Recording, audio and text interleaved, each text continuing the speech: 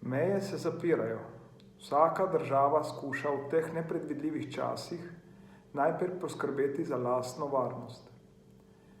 V Sloveniji zato ne moremo in ne smemo biti odvisni samo od uvoza hrane. Hrana je strateška dobrina.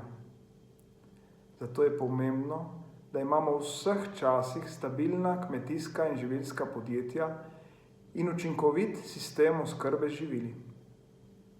Slovenski kmetje, zadruge ter domača živilska podjetja si v sodelovanju s trgovci vedno, še posebej pa danes, kljub oteženim razmeram zaradi vseh preventivnih ukrepov, prizadevamo zagotavljati dnevno zalogo vsaj osnovnih živil, ki jo naši državljani potrebujejo in iščejo.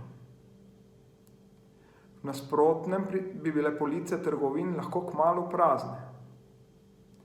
Kot predsednik zbornice kmetijskih in živilskih podjetij se danes zahvaljujem vsem zaposlenim, ki s tem poslanstvom prihajate na delo.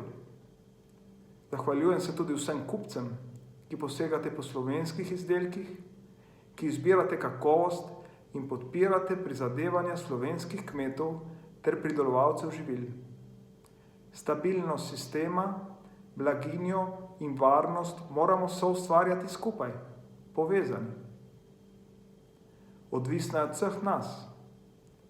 Hvala, ker nam zaupate. Naj bo za vse veliko zdravja.